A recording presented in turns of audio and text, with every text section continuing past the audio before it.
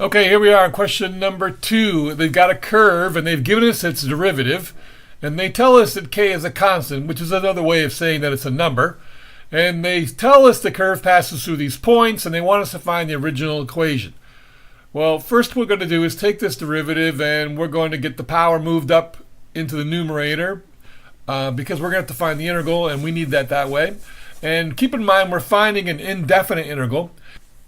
So I'm going to start with parentheses and my coefficient negative k, and then I'm going to put another set of parentheses, leave it blank, and then I'm going to write my x, and I'm going to raise the power by 1, so it's going to be negative 1. And inside the empty parentheses, I'm going to put the reciprocal of that negative 1.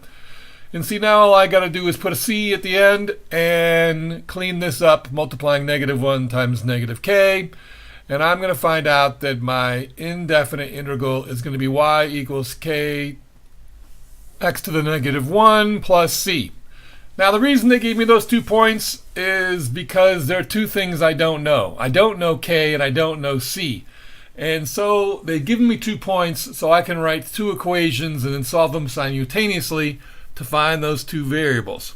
So we're just going to take each one individually and write an equation with one. So the first one we're going to do is going to be the point 625. And then if I put the 2.5 where y is and the 6 where the x is, it's going to give me this. And I can take 6 to the negative 1 power, so it's going to be 2.5, and that's going to be 16k plus c. Now I'm going to go ahead and write my other equation. That's the point negative 3, 1. So if I replace the y with a 1 and then the x with a negative 3, it's going to look like this. And then all I've got to do is take negative 3 to the negative 1.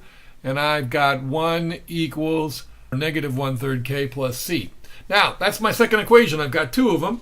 And all I got to do is stack them up. Because you notice how they're set up in an organized way, actually the same way. I've got a number equals something k plus c. So if they're all stacked up real nice like this, if I stack them up and then subtract, well, my c's are going to go away.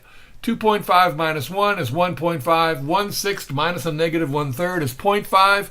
K and c minus c is 0. So all I divide now is divide by 0.5, and I get k is equal to 3.